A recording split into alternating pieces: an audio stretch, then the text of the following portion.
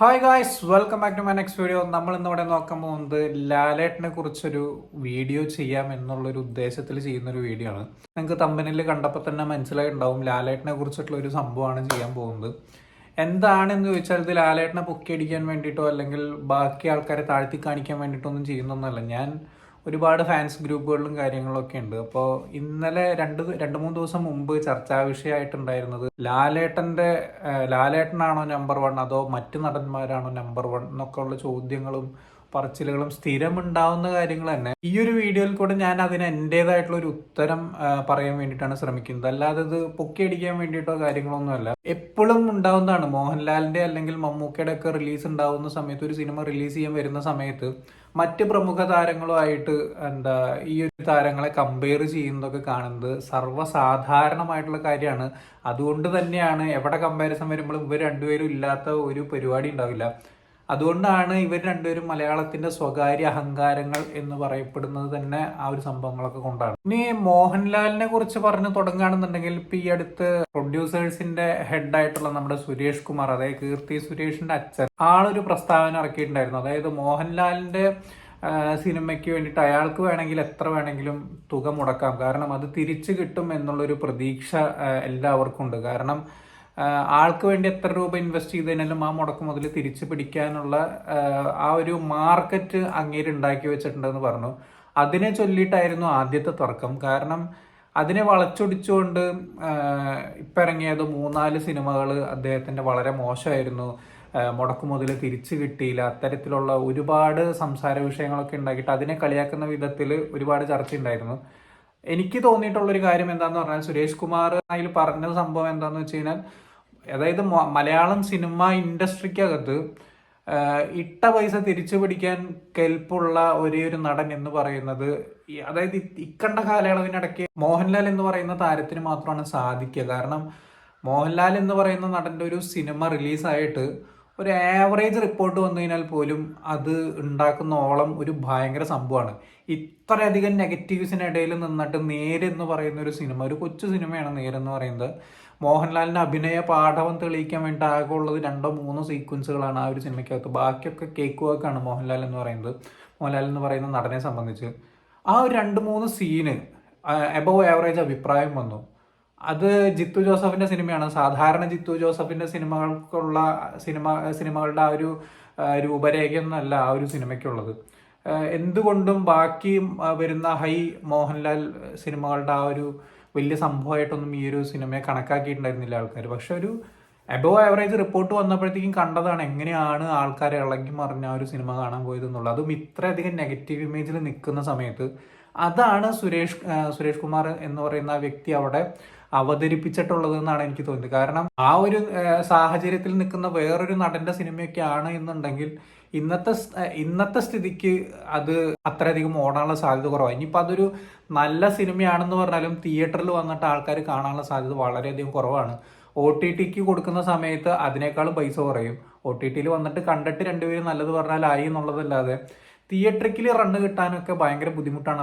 അതുപോലെ തന്നെ OTTക്ക് പോകാൻ വേണ്ടിയിട്ട് ഭയങ്കര ബുദ്ധിമുട്ടാണ്. ഈ പറയുന്ന വലിയ വലിയ നടന്മാരുടെ പല സിനിമകളും OTTക്കാർ വേണ്ട എന്ന് വരെ പറഞ്ഞ സ്ഥിതിഗതികളുണ്ട്. ആലോചിച്ച് നോക്കണം.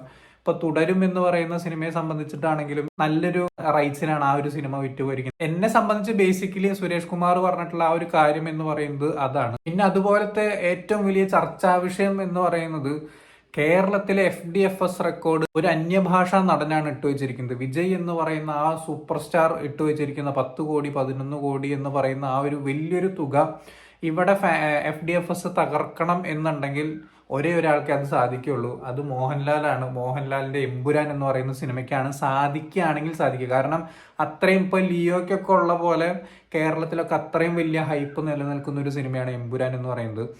ആ ഒരു സിനിമ ബാക്കി എത്രയോ വലിയ നടന്മാരുടെ സിനിമകൾ റിലീസാവുന്നുണ്ട്. അവരുടെ സിനിമകൾക്കൊന്നും ഈ ഒരു 10 കോടി 11 കോടി അല്ലെങ്കിൽ 12 കോടി കിട്ടുമെന്നുള്ളൊരു നേരിയ പ്രതീക്ഷകൾ പോലും ഇല്ലാതെ ഒരേ ഒരു ലാലേട്ടന്റെ പടത്തിന് മാത്രമാണ് എല്ലാവരും ആ ഒരു പ്രതീക്ഷ വെച്ചിരിക്കുന്നത് തന്നെ. അപ്പൊ തന്നെ എല്ലാവർക്കും അറിയാം മോഹൻലാൽ എന്ന് പറയുന്ന ആ ഒരു താരത്തിന്റെ ബോക്സ് ഓഫീസ് പവർ എത്രയാണെന്നുള്ളത്. ഇതൊക്കെ തന്നെയാണ് സുരേഷ് കുമാർ എന്ന് പറയുന്ന ആ ഒരു വ്യക്തി അതിൽ സൂചിപ്പിച്ചിട്ടുള്ളതും. ഇനി ഈ ഒരു FDFS തകർക്കണം എന്നുണ്ടെങ്കിൽ തന്നെ അതെനിക്ക് ലാലേട്ടൻ ഫാൻസിനോട് പറയാനുള്ളത്, അല്ലെങ്കിൽ എല്ലാവരോടും അപേക്ഷയുള്ളത്, എമ്പുരാൻ എന്ന് പറയുന്ന സിനിമയുടെ ഫാൻ ഷോ എന്ന് പറയുന്നത് ഞാനിപ്പോ കേൾക്കുന്നത് 6 മണിക്കോ 7 മണിക്കൊക്കെയാണ് തുടങ്ങുക എന്നുള്ളതൊക്കെയാണ് ഞാൻ കേൾക്കുന്നത്. പക്ഷെ ഇതൊരു 12 മണിക്കോ 1 മണിക്കോ ഒന്നും തുടങ്ങാതെ, ഫാൻ ഷോ തുടങ്ങാതെ 6 മണി 7 മണിക്കൊക്കെ വെച്ച് കഴിഞ്ഞാൽ FDFS 10 കോടി 11 കോടി 12 കോടി എന്നും പറയുന്ന തുകയൊന്നും എങ്ങനെ കളിച്ചു കഴിഞ്ഞാലും നടക്കില്ല. കാരണം ലിയോ എന്ന് പറയുന്ന സിനിമയ്ക്ക് ഉണ്ടായിട്ടുള്ള ഏറ്റവും വലിയ അഡ്വാൻറ്റേജ് എന്ന് പറഞ്ഞു കഴിഞ്ഞാൽ കേരളത്തിൽ 4 മണിക്ക് ഷോ ഉണ്ടായിരുന്നു. ഒരു അന്യഭാഷാ നടന്റെ സിനിമയ്ക്ക് വരെ ഇവിടെ 4 മണിക്കും 1 മണിക്ക്. ഇപ്പൊ അജിത്തിന്റെ തുനിവ് ഇറങ്ങിയ സമയത്ത് എനിക്കിപ്പോൾ ഓർമ്മയുണ്ട്, 1 മണിക്കായിരുന്നു തുനുവിന്റെ ഫാൻ ഷോ ഞാൻ രാഗത്തിൽ പോയി കണ്ടിട്ടുണ്ടായിരുന്നത്.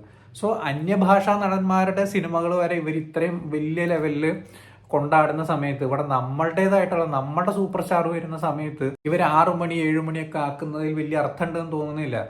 ഇപ്പൊ ഗ്രൂപ്പുകളിലെ ചർച്ചയൊക്കെ എന്തായിരുന്നു വെച്ച് കഴിഞ്ഞാൽ രാത്രി 12 മണിക്കും 1 മണിക്കൊക്കെ ഷോ ഇട്ട് കഴിഞ്ഞ് കഴിഞ്ഞാലുള്ള പ്രശ്നം എന്ന് പറഞ്ഞാൽ എല്ലാവരും ഉറങ്ങിയിട്ട് തോന്നിയത് വിളിച്ച് പറയുന്നത്. എല്ലാ സിനിമകളും അതുപോലെ ഇറക്കണ്ട. മോഹൻലാലിന്റെ തുടരും ഇറങ്ങുന്നുണ്ട്. ഇതിന് മുന്നേ ഇറങ്ങിയിട്ടുള്ള ബറോസ് എന്ന് പറഞ്ഞ സിനിമ 9 മണിക്കോ 10 മണിക്കോ എങ്ങാണ്ടായിരുന്നു ഫാൻ ഷോ എന്ന് പറയുന്നത്. ഫാൻ ഷോ അല്ല, ഫസ്റ്റ് ഷോ എന്ന് പറയുന്നത്.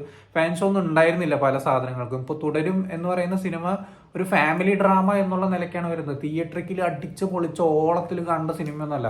പക്ഷെ എമ്പുരാൻ എന്ന് പറയുന്നത് ലൂസിഫർ ഒക്കെ കണ്ടവർക്ക് അറിയാം ആ ഒരു പടത്തിന്റെ റേഞ്ചും പടത്തിന്റെ ആ ഒരു പൊട്ടൻഷ്യൽ എന്താണെന്നുള്ളത് അറിയാം. സോ അതുകൊണ്ട് തന്നെ ഈ ഒരു സിനിമയ്ക്ക് കിട്ടേണ്ട റിലീസ് എന്ന് പറഞ്ഞു കഴിഞ്ഞാൽ ആക്ച്വലി 12 മണിക്കൊക്കെ കൊടുക്കണം. കാരണം മരക്കാറൊക്കെ 12 മണിക്ക് കൊടുത്തിട്ട് ഉറക്കം തൂങ്ങി ആൾക്കാർ അതും ഇതും വിളിച്ചു പറഞ്ഞു എന്ന് പറഞ്ഞു കഴിഞ്ഞാൽ ആ സിനിമയ്ക്കകത്തൊരു കുന്തം ഉണ്ടായിരുന്നില്ല. പിന്നെ എങ്ങനെയാണ് ആൾക്കാർ നല്ലത് പറയാം? ഇപ്പൊ 12 മണിക്ക് എനിക്ക് 100% ഞാൻ എഴുതിത്തരാം. 12 മണിക്ക് 1 മണിക്കൊക്കെ ഈ ഒരു പടത്തിന്റെ ഷോ വയ്ക്കുകയാണെങ്കിൽ ഫുൾ ഷോസ് ആയിരിക്കും. ആ ഒരു 24 മണിക്കൂറും കടന്ന് ഓടാൻ പോകുന്നത് എന്നുള്ളത് 100% ഉറപ്പാണ്. കാരണം അത്ര അധികം ഷോസ് ചാർട്ട് ചെയ്യാൻ പറ്റും കേരളത്തിൽ തന്നെ. എനിക്ക് തോന്നുന്നു സാധാരണഗതിയിൽ തന്നെ ഒരു സ്ക്രീനിൽ നമുക്ക് 4 ഷോസ് കളിക്കാൻ പറ്റും. 12 മണിക്കൊക്കെ ഷോസ് ആഡ് ചെയ്ത് കഴിഞ്ഞാൽ നമുക്ക് എക്സ്ട്രാ ഒരു 3 ഷോ കിട്ടുകയാണ്. 3 ഷോ ഒക്കെ എന്തായാലും എക്സ്ട്രാ കിട്ടും. രാത്രിയിലത്തെ ഒരു ഷോ എക്സ്ട്രാ കിട്ടും. അപ്പോൾ ഒരു ദിവസം 4 ഷോ കളിക്കുന്നതിന് വരെ 8 ഷോ ഒക്കെ കളിക്കാൻ പറ്റും. 8 ഷോ ഒക്കെ ഒരു സ്ക്രീനിൽ വെച്ച് കളിക്കുക എന്ന് പറഞ്ഞാൽ ഒരു 700 സ്ക്രീനിൽ ഈ ഒരു സിനിമ റിലീസ് ചെയ്യുമെന്ന് ആലോചിക്കൂ. അതായത് കേരളത്തിൽ 700 അല്ലെങ്കിൽ 800 സ്ക്രീനിലൊക്കെ റിലീസ് കിട്ടിക്കഴിഞ്ഞാൽ ഒരു ദിവസം തന്നെ 5000-ന് മുകളിൽ ഷോസ് കളിക്കാൻ പറ്റും നമുക്ക് നമ്മുടെ കേരളത്തിൽ മാത്രം. ആലോചിച്ച് നോക്കുക. അപ്പൊ തന്നെ ഏത് റേഞ്ചിൽ എത്തിക്കാൻ പറ്റും എന്നുള്ളത് ആലോചിക്കുക.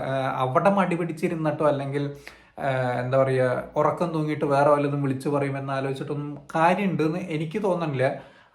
അല്ലെങ്കിൽ ഈ ഒരു FDFS റെക്കോർഡ് എന്ന് പറയുന്ന സാധനം ഇപ്പോഴും ഇവിടെ ഒരു ബാലികേറ മലയായിട്ട് ഇപ്പോൾ പിന്നെ നിൽക്കും. അതും വേറൊരു അന്യഭാഷാ നടന്റെ പേരിൽ ആ റെക്കോർഡ് ഇപ്പോഴും നിലകൊള്ളും. സോ അത് തകർക്കണം എന്നുണ്ടെങ്കിൽ എമ്പുരാൻ എന്ന് പറയുന്ന ഈ ഒരു സിനിമയ്ക്ക് പറ്റുള്ളൂ. അത് തകർക്കണം എന്നുണ്ടെങ്കിൽ 12 മണിക്കും 1 മണിക്കൊക്കെ എക്സ്ട്രാ ഷോസ് തുടങ്ങിയാൽ, ഫാൻ ഷോ തുടങ്ങിയാൽ മാത്രമാണ് അത് തകർക്കാൻ പറ്റുള്ളൂ എന്നുള്ളതാണ് എൻ്റെ ഒരു തോട്ട് എന്ന് പറയുന്നത്. ഇനി പ്രമുഖ നടന്മാരും മോഹൻലാലും തമ്മിലുള്ള പ്രധാന വ്യത്യാസത്തിൽ ഏറ്റവും എല്ലാവരും ഇടിച്ചു താഴ്ത്തി പറയുന്നത് മോഹൻലാലിന്റെ സെന്റിമെന്റ്സിനെ കുറിച്ചിട്ടാണ്.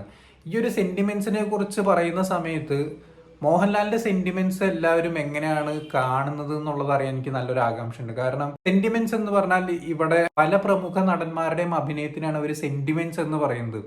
ഇപ്പോൾ അവരഭിനയിക്കുന്ന സെന്റിമെന്റ്സ് ഒന്നും അല്ല എന്നല്ല ഞാൻ പറയണത്. പക്ഷേ മോഹൻലാലിനെ ഇടിച്ചു താഴ്ത്തിയിട്ട് മോഹൻലാലിന് സെന്റിമെന്റ്സ് ഒന്നും ചെയ്താൽ പറ്റൂല എന്നൊക്കെ പറയുന്നവരുടെ അടുത്താണ് ഞാൻ ഈ ഒരു സംഭവം പറയുന്നത്. നിങ്ങള് മോഹൻലാലിന്റെ അഭിനയം എന്ന് പറയുന്നത് ആള് നാച്ചുറലി ചെയ്തു വെക്കുന്ന ഒരുപാട് സാധനങ്ങളുണ്ട്. നിങ്ങളതൊക്കെ മറന്നുപോയിട്ടാണോ സംസാരിക്കുന്നത് അതോ മനഃപൂർവ്വം ഇടിച്ചു താഴ്ത്തി പറയുന്നതാണോന്നൊന്നും അറിയില്ല. വളരെ മിതമായിട്ടുള്ള രീതിയിലാണ് ഈ സെന്റിമെന്റ്സും കാര്യങ്ങളൊക്കെ ലാലേട്ടൻ കൈകാര്യം ചെയ്തിട്ടുള്ളത്. അല്ലാണ്ട് അലറി വിളിച്ചിട്ട് അയ്യോ എൻ്റെ അമ്മേ ദൈവമേ ഞാൻ കരയാണേ എന്നൊന്നും പറഞ്ഞിട്ടൊന്നും ചെയ്യുന്ന സാധനങ്ങളൊന്നുമല്ല. ബാക്കിയുള്ള ഓരോരുത്തരും ചെയ്യുന്നത് പോലെ തന്നെ സബ്റ്റിലായിട്ട് മോഹൻലാലിനെ കൊണ്ട് ചെയ്യാൻ കഴിയും എന്നുള്ളതിന് ഏറ്റവും വലിയ ഉദാഹരണങ്ങൾ കുറച്ച് ഞാൻ വേണമെങ്കിൽ പറഞ്ഞുതരാം. കിരീടത്തിലുള്ള സീക്വൻസുകൾ, നിന്നിഷ്ടം എന്നിഷ്ടത്തിലെ സീക്വൻസുകൾ, ഓട്ടോ എന്ന് പറയുന്ന സിനിമയ്ക്കകത്തുള്ള ആ കുറെ സീക്വൻസുകൾ, ദശരഥത്തിലെ ക്ലൈമാക്സിലുള്ള കുറെ സാധനങ്ങൾ, അതുപോലെ തന്നെ തന്മാത്രയിലുള്ളത്, അതുപോലെ തന്നെ ഭ്രമരത്തിലുള്ളത്, ഭരതത്തിലുള്ളത്, നാടോടിക്കാറ്റിൽ ഇന്നസെന്റിനോടൊക്കെ പറയുന്ന കുറെ ഡയലോഗുകളുണ്ട്. നാടോടിക്കാറ്റ് ആക്ച്വലി ഒരു കോമഡി പടമാണെങ്കിൽ കൂടിയും ഒരുപാട് സെന്റിമെന്റ്സ് പരിപാടികൾ ആ ഒരു പടത്തിനകത്ത് പറഞ്ഞു പോകുന്നുണ്ട്. നമ്മളതിനെ അറിഞ്ഞു കണ്ടു കഴിഞ്ഞാൽ, ഇപ്പൊ അതിലത്തെ സെന്റിമെന്റ് സാധനങ്ങളൊക്കെ അറിഞ്ഞ് നമ്മൾ കണ്ടു കഴിഞ്ഞാൽ ഭയങ്കര രീതിയിൽ ടച്ച് ആവുന്ന ഒരുപാട് സാധനങ്ങൾ മോഹൻലാലിന്റെ ഭാഗത്തു നിന്നുണ്ട്. അതുപോലെ തന്നെ വടക്കുന്നാഥനകത്ത് ഈ രോഗാവസ്ഥ എല്ലാവരും അറിയുന്ന സമയത്തുള്ള മോഹൻലാലിന്റെ ഓരോ പ്രതികരണങ്ങളുണ്ട്. അതൊന്നും അത്രയും സബ്റ്റിലായിട്ട് വേറെ ഒരു നടന്മാർക്കും അത് ചെയ്യാൻ പറ്റില്ല എന്നുള്ളത് 100% ഉറപ്പ്. അതുപോലെ തന്നെ കോമഡി ചെയ്യുന്നതിനകത്തുള്ള മോഹൻലാലിന്റെ മെയ്വഴക്കം എന്ന് പറയുന്നത് എനിക്ക് തോന്നുന്നില്ല ഇത്രയും വലിയ സൂപ്പർ സ്റ്റാർസിൽ ഇത്രയധികം ഗംഭീരമായിട്ട് കോമഡി ചെയ്യുന്ന ഒരു നടൻ വേറെ ഉണ്ടാവുമെന്ന് എനിക്ക് തോന്നുന്നില്ല. ജഗതി, അതുപോലെ ഹരിശ്രാജ്, അതായത് നമ്മുടെ സോ കോൾഡ് കൊമേഡിയൻ അല്ലെങ്കിൽ കോമഡി ആക്ടേഴ്സ് ചെയ്യുന്ന ആ ഒരു ലെവലിൽ കോമഡി ടൈമിങ്ങോട് കൂടിയിട്ട് അത്രയും ഗംഭീരമായിട്ട് കോമഡി ചെയ്യാൻ കഴിയുന്ന ഒരു നടനാണ് മോഹൻലാൽ എന്ന് പറയുന്നത്. അത് നിങ്ങൾക്ക് ഏത് സിനിമ വേണമെങ്കിലും എടുക്കാം. ഒരു 2010 മുമ്പുള്ള ഏതൊരു സിനിമ എടുത്തു കഴിഞ്ഞാൽ നിങ്ങൾക്ക് ആ ഒരു ഫ്രഷ്നെസ് നിങ്ങൾക്ക് ഫീൽ ചെയ്യും. ഇപ്പൊ ഈ പറഞ്ഞ ഒരുവിധം കുറെ സിനിമകളിൽ കിലുക്കം, യോധ, അതുപോലെ നാടോടിക്കാറ്റ്, അരം പ്ലസ് അരം, കിന്നരം, ഇങ്ങനെ എണ്ണിയാൽ തീരാവുന്ന പടങ്ങളൊന്നുമല്ല, ഇഷ്ടംപോലെ പടങ്ങള് മോഹൻലാല്, മുകേഷ്, ശ്രീനിവാസൻ ഇവരുടെയൊക്കെ കോമ്പോയിൽ വന്നിട്ടുള്ള ഒരുപാട് സാധനങ്ങളുണ്ട്. റിപ്പീറ്റ് വാല്യൂ ഉള്ള ഒരുപാട് സാധനങ്ങളുണ്ട്. അതൊക്കെ ചെയ്തു വെക്കാൻ വേറൊരു നടനെ കൊണ്ട് സാധിക്കുന്നൊന്നും എനിക്ക് തോന്നണമെന്നില്ല. കാരണം അത്രയധികം പെർഫെക്റ്റ് ടൈമിങ്ങോട് കൂടിയിട്ട് ചെയ്യുന്ന കുറെ കാര്യങ്ങളുണ്ട് മൂപ്പര്. അതുപോലെ തന്നെ റൊമാൻസ്, മോഹൻലാൽ ചെയ്തു വെച്ചിട്ടുള്ള ഒരുവിധം എല്ലാ സാധനങ്ങളും റൊമാൻസും ഒക്കെ വേറെ വേറെ വേറെ പരിപാടികളാണ്. ഉദാഹരണത്തിന് ഇപ്പൊ കാശും പുത്തനൊന്നും കണ്ടിട്ടില്ല, നിന്റെ ഒടുക്കത്തെ സൗന്ദര്യം കണ്ടിട്ടില്ല, സ്വഭാവം അറിഞ്ഞിട്ടില്ല, ഭ്രാന്ത് പിടിക്കുന്ന പോലെ എനിക്ക് ഇഷ്ടം തോന്നി.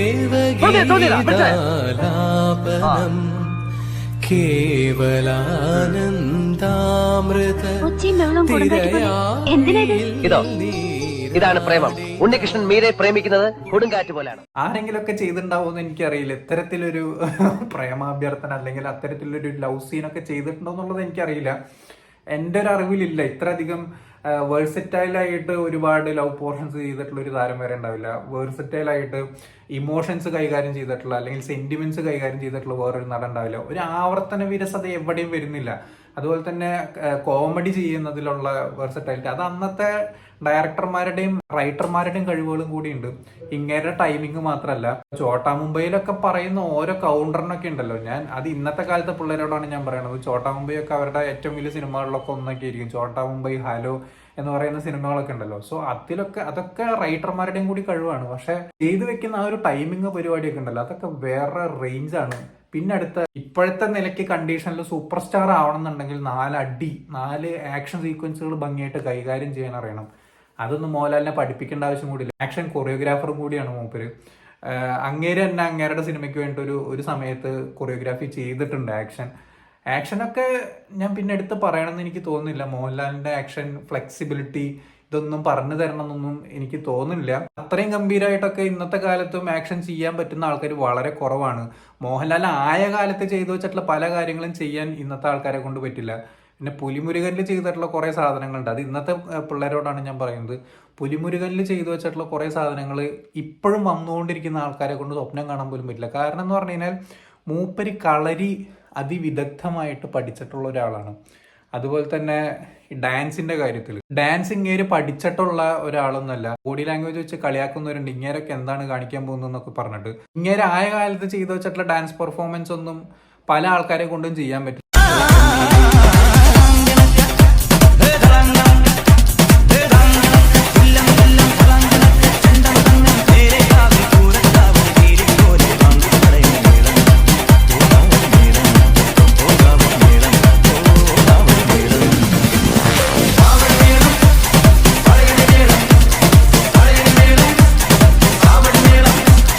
മോഹൻലാൽ സിനിമയ്ക്ക് വേണ്ടിയിട്ട് വരെ പഠിച്ചിട്ടുള്ള ഒരാളാണ്. പക്ഷെ അതൊന്നും ഈ ഒരു സിനിമയ്ക്ക് വേണ്ടിയിട്ട് പഠിച്ചിട്ടുള്ളതാണ്. അങ്ങേരെ അതിന് വേണ്ടിയിട്ട് ഡെഡിക്കേറ്റ് ചെയ്തിട്ടുള്ള സംഭവങ്ങളാണ്. അല്ലാതെ അതിന് മുന്നേ പഠിച്ചതോ അല്ലെങ്കിൽ ഇപ്പോഴും പഠിച്ചുകൊണ്ടിരിക്കുന്ന ഒരു സാധനമൊന്നുമല്ല. ഒരു സിനിമയ്ക്ക് വേണ്ടിയിട്ട് അങ്ങേര് കൊടുക്കുന്ന ആ ഒരു അറ്റൻഷനും അതുപോലെ തന്നെ ആ ഒരു ഡെഡിക്കേഷൻ ലെവലൊക്കെയാണ് ആ ഒരു സംഭവം ചൂണ്ടിക്കാണിക്കുന്നത്.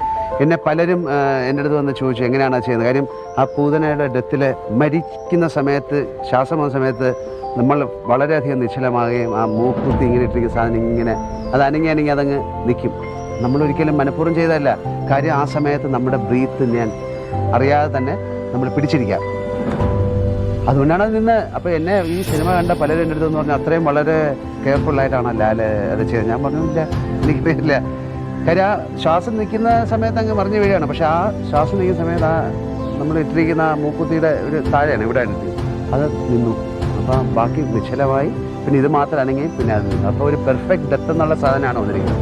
നമുക്കറിയാത്തൊരു കാര്യമാണെന്നുണ്ടെങ്കിൽ അത് പഠിച്ചിട്ടേ മൂപ്പര് ചെയ്യുള്ളൂ. അത് അങ്ങനെയാണ്. പിന്നെ അതുപോലെ തന്നെ ഒരുപാട് ആൾക്കാർ പറയുന്നത് കേട്ടു ലാംഗ്വേജ് പ്രോബ്ലം, അതായത് സ്ലാങ് പ്രോബ്ലം എന്നൊക്കെ പറയുന്നത് കേട്ടു. മോഹൻലാലിന് ഏത് സ്ലാങ് ആണ് പറ്റാത്തത്? അതൊന്നും പറഞ്ഞു തരുമോ? എനിക്കറിയില്ല. ഞാൻ കണ്ടിട്ടുള്ളതിലൊക്കെ അത്യാവശ്യം നല്ല രീതിക്ക് തന്നെ മൂപ്പര് സ്ലാങ് പിടിച്ചിട്ടുണ്ട്. ഞാൻ 2-3 ദിവസം മുമ്പ് ഒരു ഗ്രൂപ്പിൽ ചർച്ച കണ്ടിരുന്നു, മോഹൻലാലിനെ കൊണ്ട് തമിഴ് പറ്റില്ല എന്നൊക്കെ പറയുന്നത്. ആകെ തമിഴിലാകെ വളരെ കുറച്ച് സാധനങ്ങളാണ് മോഹൻലാൽ ചെയ്തിട്ടുള്ളൂ. ഈ ഒരു സ്ലാങ് കാരണമാണോ നിങ്ങളൊരു നടനെ അടിവരയിട്ടിട്ട് ഒരു എന്താ പറയുക സൂപ്പർ സ്റ്റാർ അല്ലെങ്കിൽ നമ്പർ 1 എന്നൊക്കെ വിലയിരുത്തുന്നത്? എനിക്കറിയില്ല. ഇനിയിപ്പോൾ അങ്ങനെയാണെങ്കിൽ തന്നെ ഇനിയിപ്പോൾ ഇരുവർ എന്ന് പറയുന്ന ഒരു സിനിമയുണ്ട്, ജില്ലയുണ്ട്. ജില്ല നല്ല സിനിമയാണെന്നല്ല ഞാൻ പറയുന്നത്, പെർഫോമൻസുകളുടെ കാര്യമാണ് പറയുന്നത്. ഒരു പിടി സിനിമകൾ മോഹൻലാൽ തമിഴിനകത്ത് ചെയ്തിട്ടുണ്ട്. ചെയ്തതൊന്നും മോശമാക്കാത്ത രീതിയിലാണ് ചെയ്തിട്ടുള്ളത്. ഇപ്പൊ കമലഹാസൻ വന്നിട്ട് ഇപ്പൊ മലയാളത്തിൽ വന്നിട്ട് ചെയ്യുമ്പോൾ ആ ഒരു ഫ്ലോനൊരു കുറവുണ്ടാവും. സോ അത് തന്നെ ഉണ്ടാവുള്ളൂ. ചില സമയത്തൊക്കെ ചില ആൾക്കാരുടെ പെർഫോമൻസിനകത്ത് അത് വെച്ചിട്ട് അത് വളരെ മോശമാണെന്ന് പറയാൻ പറ്റുമോ? ഒരിക്കലും പറയാൻ പറ്റില്ല. ഏത് മേഖല എടുത്തു കഴിഞ്ഞാലും ടോപ്പിൽ നിൽക്കുന്ന ഒരു വ്യക്തി തന്നെയാണ് മോഹൻലാൽ എന്ന് പറയുന്നത്. കേരള ബോക്സ് ഓഫീസിന്റെ കാര്യത്തിൽ ഞാൻ ഒന്നും കൂടി എടുത്ത് പറയുന്നത്, കേരള ബോക്സ് ഓഫീസിന്റെ കാര്യത്തിലാണെങ്കിലും ആക്ഷൻ സീക്വൻസിന്റെ കാര്യത്തിലാണെങ്കിലും റൊമാൻസിന്റെ കാര്യത്തിലാണെങ്കിലും സെന്റിമെന്റ്സിന്റെ കാര്യത്തിലാണെന്നുണ്ടെങ്കിലും ഡാൻസിന്റെ കാര്യത്തിലാണെന്നുണ്ടെങ്കിലും ഒക്കെ ടോപ്പ് പൊസിഷനിൽ നിൽക്കുന്ന ഒരു വ്യക്തി അല്ലെങ്കിൽ ഒരു ആക്ടറാണ് അങ്ങേരെന്ന് പറയുന്നത്. ഇന്ത്യയിലെ വൺ ഓഫ് ദ ബെസ്റ്റ് ആക്ടറായിട്ടുള്ള കമലഹാസന് ഏറ്റവും ഇഷ്ടപ്പെട്ട നടൻ ആരാണെന്ന് ചോദിച്ചാൽ ആദ്യം പറയുന്ന പേരാണ് മോഹൻലാൽ എന്ന് പറയുന്നത്. അങ്ങനെയുള്ള ഒരാള് നമ്മുടെ മലയാളം ഇൻഡസ്ട്രിക്ക് ഉള്ളതിനെ കുറിച്ച് ഓർത്ത് അഭിമാനിക്കുക എന്നുള്ളതല്ലാതെ ഈ കോപ്പിലെ ഫാൻ ഫൈറ്റ് ഒക്കെ പിടിച്ച് നടക്കുന്ന നിങ്ങളോടൊക്കെ എന്താ പറയാന്ന് എനിക്കറിയില്ല. ഇതൊരിക്കലും ബാക്കി ഒരു നടന്മാരെയും താഴ്ത്തിക്കെട്ടലതൊന്നുമല്ല. മോഹൻലാൽ എന്ന് പറയുന്ന വ്യക്തിയെ കുറിച്ച് ഞാൻ എൻ്റെ അറിവിലുള്ള ഒരു കുറച്ച് കാര്യങ്ങൾ ഞാൻ പറഞ്ഞതാണ്. ഇനിയും പറയാനുണ്ടെങ്കിൽ ഭയങ്കരമായിട്ട് നീണ്ടുപോകും. സോ അത്തരത്തിൽ അഭിമാനം കൊള്ളുക. കാരണം ഫാൻ ഫൈറ്റ് എന്നൊക്കെ പറയുന്നതൊക്കെ വളരെ മോശപ്പെട്ട കാര്യമാണ്. അതുപോലെ തന്നെ നമ്മൾ തന്നെ നമ്മളുടെ ആൾക്കാരെ താഴ്ത്തിക്കെട്ടുന്ന ലെവലിലേക്ക് പോകുന്ന സമയത്ത് അതിലും വലിയ മോശപ്പെട്ട ഒരു രീതി വേറെ ഉണ്ടോ എന്നുള്ളത് എനിക്കറിയില്ല. എല്ലാവരെയും ഒരുപോലെ കാണാൻ പഠിക്കുക എന്നുള്ളതാണ്. കാരണം ഇപ്പൊ മോഹൻലാൽ നല്ലതാണെന്ന് പറഞ്ഞതെന്ന് വെച്ചിട്ട് മമ്മൂട്ടി നല്ലതല്ല എന്നുള്ള ഒരു വർത്താനമൊന്നുമില്ല. മമ്മൂട്ടിയുടെയും ഒരുപാട് സിനിമകൾ നല്ലതുണ്ട്. മമ്മൂട്ടി എന്ന് പറയുന്ന നടനും ഒരുപാട് പ്ലസ് പോയിന്റ്സ് ഉണ്ട്. എല്ലാവരും പെർഫെക്റ്റ് ഒന്നുമല്ല. പക്ഷെ അത് പറഞ്ഞിട്ട് ഫാൻ ഫൈറ്റിന്റെ ഇടയിൽ കൂടെ ഇങ്ങനെ ഈ എന്താ പറയാ അറിയാത്ത കാര്യങ്ങളൊക്കെ വിളിച്ചു പറയുന്നത് കേൾക്കുമ്പോൾ കുറെ സങ്കടങ്ങളുണ്ടല്ലോ. അതുകൊണ്ട് ചെയ്തിട്ടുള്ള ഒരു വീഡിയോ ആണ്. സംഭവം ശരിയാണ്. ഞാനൊരു എല്ലാ നടന്മാരെയും സ്നേഹിക്കുന്ന ഒരു മനുഷ്യനാണ്. ഞാൻ നല്ല സിനിമയെ സ്നേഹിക്കുന്ന ഒരു മനുഷ്യനാണ്. പക്ഷെ എന്നിരുന്നാൽ കൂടി നമുക്കൊരു സിനിമയിൽ ഇപ്പൊ ഒരാളെ എടുത്തു കാണിക്കാൻ പറഞ്ഞാൽ എനിക്ക് ഏറ്റവും കൂടുതൽ ഇഷ്ടമുള്ള ഒരു നടൻ മോഹൻലാൽ തന്നെയാണ്. ലാലേട്ടനോട് ഒരു ചെറിയൊരു ചായ്വുള്ള ഒരു വ്യക്തിയാണ് ഞാൻ. അപ്പൊ അത് പറഞ്ഞിട്ട് മമ്മൂട്ടി ഇഷ്ടമല്ല, അല്ലെങ്കിൽ മമ്മൂട്ടി ഹെയ്റ്ററാണ്, അല്ലെങ്കിൽ ഇപ്പോൾ സുരേഷ് ഗോപി ഹെയ്റ്ററാണ്, ദിലീപ് ഹെയ്റ്ററാണ്, അങ്ങനത്തെ ജയറാം ഹെയ്റ്ററാണ്, അങ്ങനെയൊന്നുമില്ല. എല്ലാവരും എനിക്കിഷ്ടമാണ്. നല്ല നല്ല പടങ്ങൾ വന്നാൽ, നല്ല നല്ല റിപ്പീറ്റ് വാല്യൂ ഉള്ള പടങ്ങൾ വന്നാൽ എല്ലാവരും ഇഷ്ടപ്പെടുന്ന ഒരു വ്യക്തിയാണ് ഞാൻ. ഇപ്പോൾ ക്രിക്കറ്റിനകത്ത് സച്ചിനെ ഇഷ്ടമാണ് എന്ന് പറഞ്ഞതുകൊണ്ട് ഞാനൊരു ധോണി ഹെയ്റ്ററോ, അല്ലെങ്കിൽ ധോണി ഇഷ്ടമാണെന്ന് പറഞ്ഞതുകൊണ്ട് ഞാനൊരു സച്ചിൻ ഹെയ്റ്ററോ ഒന്നുമല്ല. എല്ലാവരും ഇഷ്ടമാണ്. പക്ഷെ അതിൽ കുറച്ച് ചായവ് ഒരാളോട് ഉണ്ടാവും, അത്രേ ഉള്ളൂ. അതുകൊണ്ട് ഞാൻ ഒരാളെയും താഴ്ത്തി പറയാൻ വേണ്ടിയിട്ടൊന്നുമല്ല. പക്ഷെ ഇങ്ങനെ കേൾക്കുമ്പോൾ ഒരു സങ്കടം തോന്നുന്നതുകൊണ്ട് ഞാൻ ചെയ്തൊരു വീഡിയോ ആണത്.